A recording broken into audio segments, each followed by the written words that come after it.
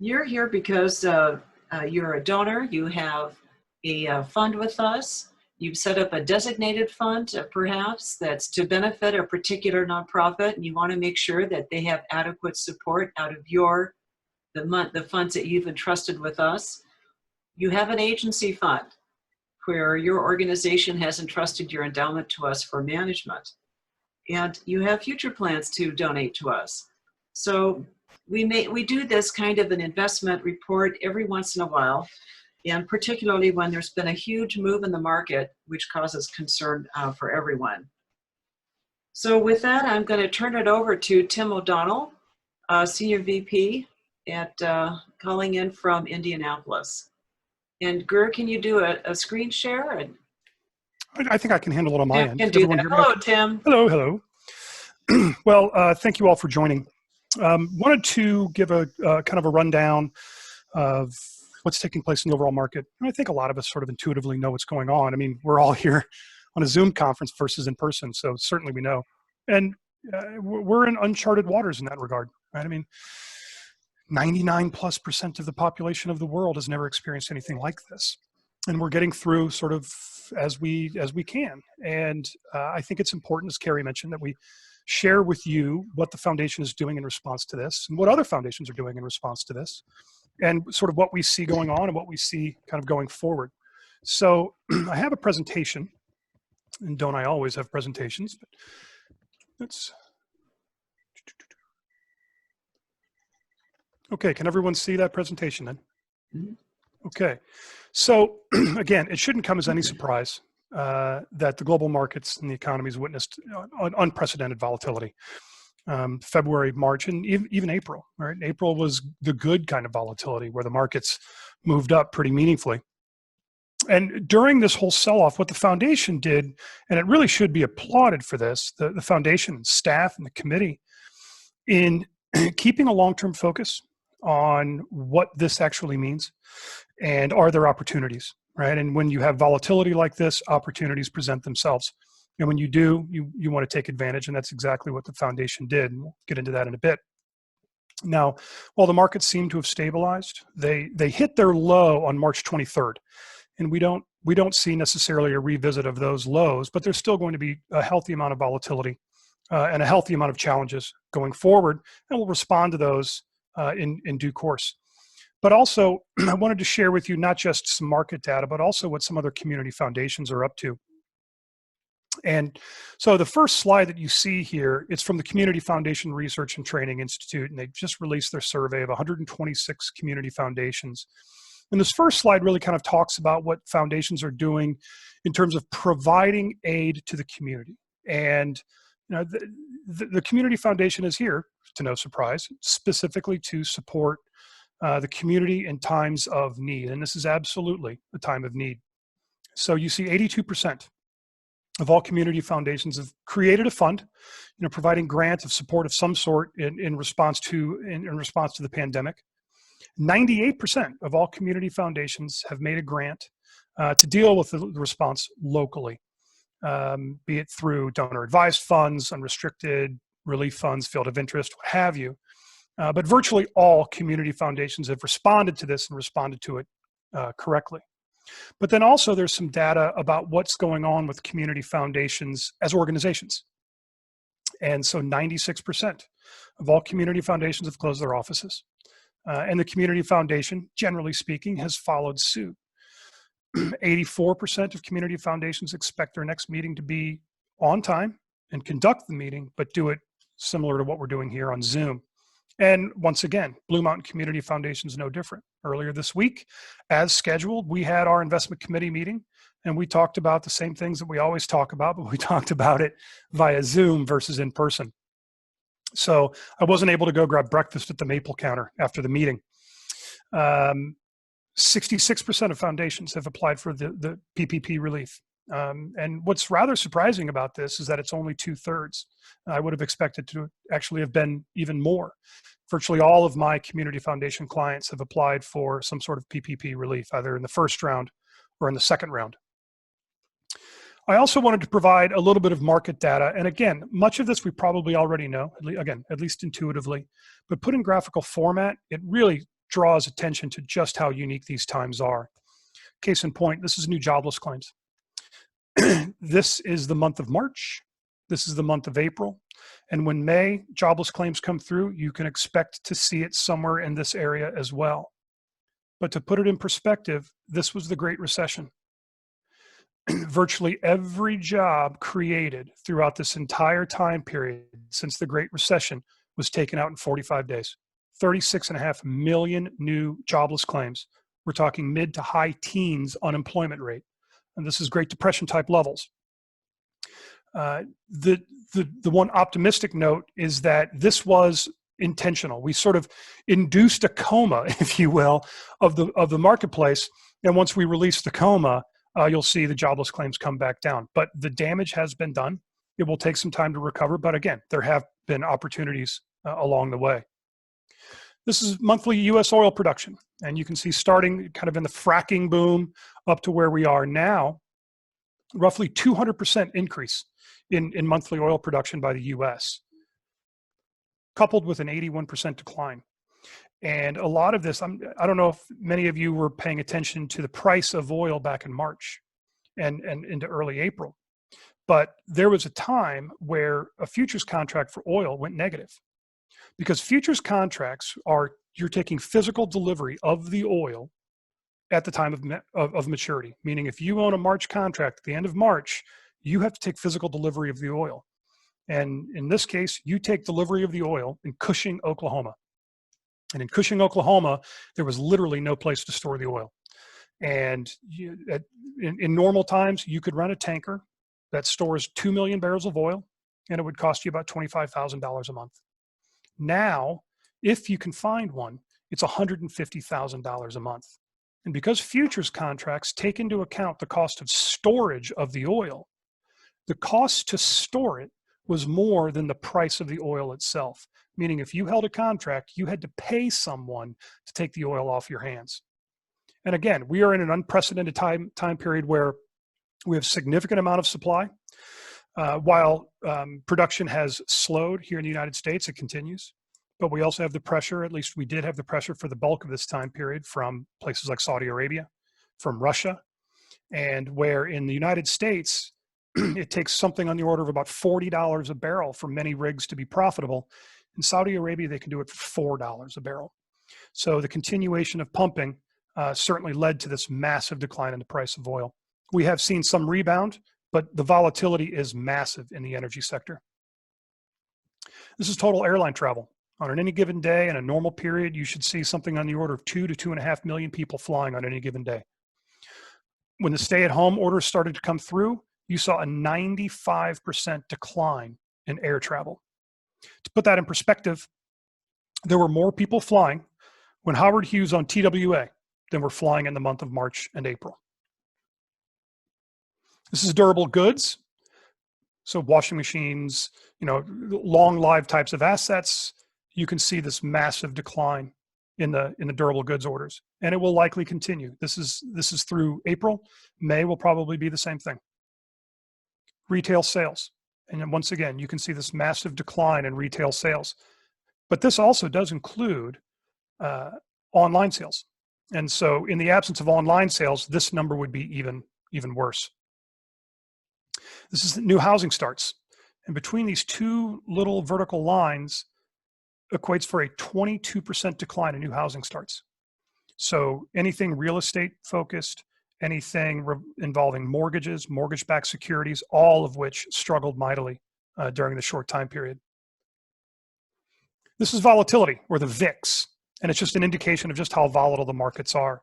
And you can see we actually slightly eclipsed the highest amount of volatility experienced during the Great Recession back in 2008. Now you can see volatility has come back down, but during this period here, this is when we were seeing the markets move 8, 9, 10, 11% in any given day in both directions. We would expect that volatility will continue, not to necessarily these levels, but these long periods of relative complacence by the overall market will likely be swapped out with more volatile periods. Now, while it may sound counterintuitive, volatility is a good thing. You need volatility for a diversified portfolio to work. because when markets are volatile, that means you have things that are going up and things that are going down. Diversified portfolios mean you should have exposure to something going up. Then we have the other side of the ledger, and this is the projection of debt relative to the GDP, gross domestic product of the United States. And with the Fed firing their $6 trillion and counting money cannon at the overall market just to keep things moving along as best they can, the expectations is that we will eclipse the highest point, which was in World War II, where we will see debt be greater than the sum of the US gross domestic product.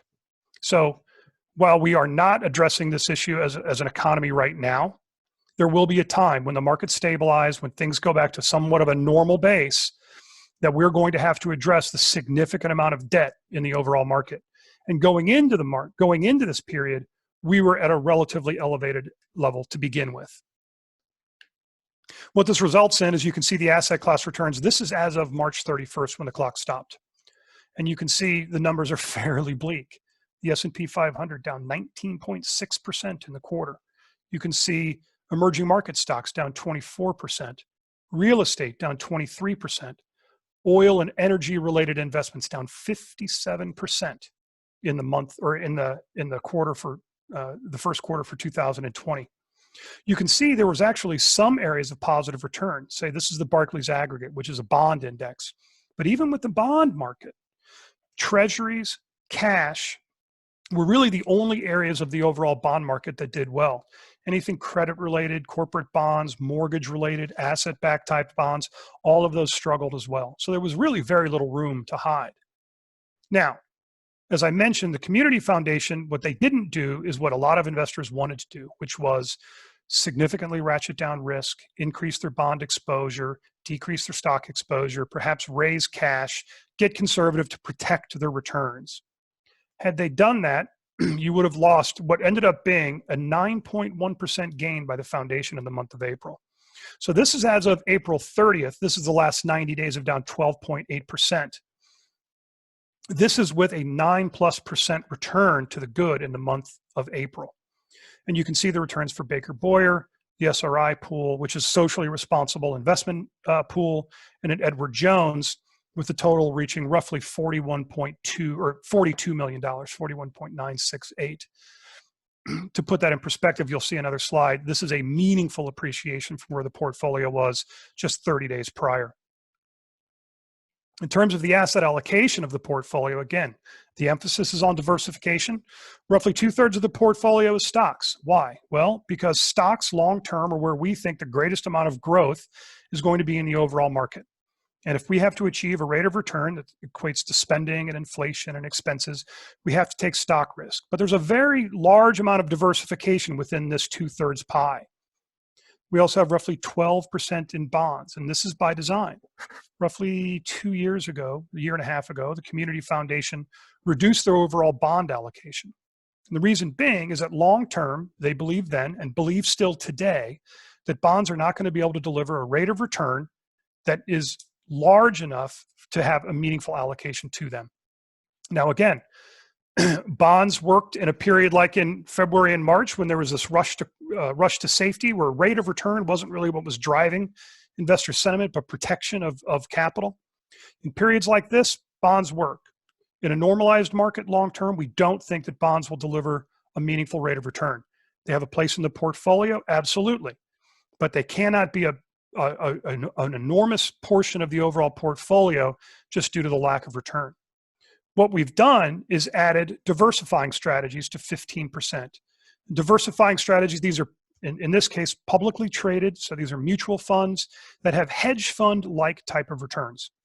And they're designed to give you a rate of return larger than bonds in up markets and a rate of return lower than stocks in down markets. These aren't necessarily designed to give you rates of return on the positive rates of return over the whole time period, but rather give you some protection to the downside, but not doom another 15% of the portfolio to rather middling returns in bull markets, which is likely what bonds will deliver. Real estate and energy infrastructure makes up the last 7%. So to put a finer point on it, of that roughly 66% in stocks, 37% are in US large company stocks. Another 5% are in US small company stocks. So roughly 42% of the portfolio is in US stocks. We have another roughly 14% in developed international stocks and another 10% in emerging market stocks. You can see bonds. You can see diversifying strategies that I discussed. Real estate is 6%, and energy and infrastructure is 1% of the portfolio. We actually just recently modestly increased this. The energy infrastructure, rather than have exposure to things like oil and natural gas, here you have exposure to things like solar and wind. And actually our energy infrastructure manager, which is a firm called Greenbacker, actually increased the net asset value of the portfolio through all of this. It was business as usual because the sun continued to shine, the wind continued to blow, and they were able to generate electricity and sell it into the grid. So I mentioned a portfolio update. And again, as of March 31st, when you take the long-term pool, the Baker Boyer account, the SRI pool, the Edward Jones account, and then also Lamar Farm, right? There's a small amount of real estate that we take into account as well. The portfolio is at $40 million as of March 31st, $43.4 million as of April 30th. So $3.4 million in gains in over a month. And while the March 30 numbers were tough to look at for just about any portfolio, recall that in 2019, the Blue Mountain Community Foundation was up almost 20%. So there's no two ways about it that when the markets are moving up, the Community Foundation is participating. Unfortunately, when the markets move down, the foundation participates as well. But opportunities present themselves when things are in distress. How you respond to that makes a big impact on your long-term return. What the foundation didn't do was sell out, go to cash, get conservative. Why? Well, because we don't think market timing works. So what you're looking at here, this goes back to January of 1995 through March of 2020. And if you were fully invested in the S&P 500 for the entire time period, you earned 7.3% per year over that entire time period. If you decided that you wanted to try to time the market and you missed just the 5 best days, just 5 days out of 2.5 decades, your return went from 7.3% to 5.5%. So 180 basis points, 1.8% per year of underperformance for 2.5 decades by simply missing 5 days. And in virtually all of these cases, best 10 days, 20 days, 30 days, they're almost always immediately preceded by a very, very significant downturn, which is the period where investors feel the most amount of pain and have the greatest amount of desire to get out. If you did that and you got it wrong, you saw a pretty healthy hit. Because remember, if you try to time the market, it's a two-pronged answer. You have to decide both when to get out and when to get back in. And you need to be right on both counts. And we just simply believe that you cannot do it as an investor. So case in point, this is the monthly returns for January, February, March, and April for most of the major indexes. So let's look at the S&P 500. In January, you were flat. February, you're down 8%. You're feeling the pain. March, you're down another 12% and change. There were investors out there that just simply said, enough is enough. Those are the ones that missed a 12.8% positive return immediately following it. You see the same trend play out in every asset class. This is MLPs, or energy kind of oil infrastructure plays. And how many investors out there saw negative 5.6, negative 14, and then negative 47 and decided enough is enough, I'm getting out, only to see a 51.2% return in 1 month pass them by. So the reason I stress this is that, and what we constantly talk about with the Community Foundation, when we're talking about asset allocation and we're talking about what our risk budget is, we have to make sure that what our risk budget is when times are good is the same risk budget for when times are bad. And if you make too optimistic and too rosy of assumption when the markets are moving up about how much risk you're willing to take, you can find yourself making poor decisions when the markets move down. Another reason that we emphasize diversification is that there's virtually no predictive nature about what has done well in the first year versus the following year, right? There's nothing that says because something did well the prior year, it will do well in the next year. There's also nothing that says just because something has done poorly in 1 year, it will do better in the following year. And so we want to have diversification. And so what you can see is this line that sort of travels through the middle of the page, these orange squares, is a diversified portfolio. This is what we're trying to achieve. Keep volatility relatively minimized as best we can, earn a rate of return that achieves our goals. If that means that we have to give up being way up here at the very top in exchange for not being way down here at the very bottom, that's a trade that we're willing to make. So what is the foundation doing? Well, the long story short is doing what it's always done. Focus on what matters. And what matters is asset allocation, making sure that you've right-sized the amount of risk you're willing to take and that you have a rational view of what you think the markets are going to deliver, and then act on that when opportunities present themselves. So, buying at the point of most pain, which is what the foundation did, right? During this time period when the market sold off, the community foundation actually leaned into that and actually sold off some of their bond portfolio because it had become too large of a percentage versus the target allocation, and used that to actually buy stocks and buy other areas of the market that had been taken down. We want to pay attention to the little things, but not obsess over the little things. So we want to make sure that we have the right managers. We want to make sure that they're buying the right stocks or buying the right bonds. But what we're really trying to pay attention to is the big picture. How do all of these small pieces fit into the larger puzzle? And that we want to be long-term, but we don't want to be complacent. Just because a decision was made a year ago doesn't mean it's always going to be the right decision. So one of the things we always talk about with the investment committee is, if you think that asset allocation, if you think that portfolio construction has a finish line, I have some very disappointing news. The goal line will continue to move, and that we need to be diligent. We need to make sure that the portfolio is positioned for what we think is the best opportunity based upon what the markets are doing, and then have the willingness to act when those opportunities come along. So really, in summary, I want to thank you all. To kind of close things up, be safe, be smart, be patient, and as difficult as it is sometimes, be optimistic. This too shall pass. We will all get through this together. And when it will, if we've done the right things, if we've made the right choices through this, we're going to be better off for it.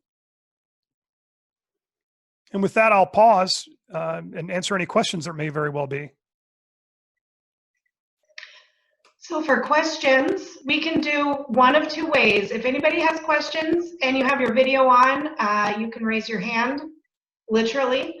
And if you don't, there is an option. If you click down below to the participant box or the chat box, you can chat a question to me and I can read it. Or you can raise your hand, there's a raise your hand function, and I will unmute you and let you know that it's time for you to talk. So I had a point I wanted to make while people are thinking about their questions. What is the practical impact of this right now? And I wanted to review our payout, our distributions. So those of you with agency funds, every year, unless you've chosen otherwise, you get a check from us in February or March out of your endowment. And if you as a donor have a designated fund and there's one or two charities that you've asked us to support every year, that charity gets the same check based on the same computation. So the formula is designed to smooth out the highs and the lows. So the practical effect is that next year, when we do the next payout, in assuming that the market stays this low, that check will not reflect dollar for dollar or percentage-wise the same decline, because the payout's based on 4.5% of the average of the previous 12 rolling quarters. And we do that computation on June 30th, the end of our fiscal year. And so as you can see, averaging those previous quarters takes into account a lot of highs and a lot of lows. So it smooths out the mountain peaks and the valleys investment-wise. So that's the practical effect right now of this situation.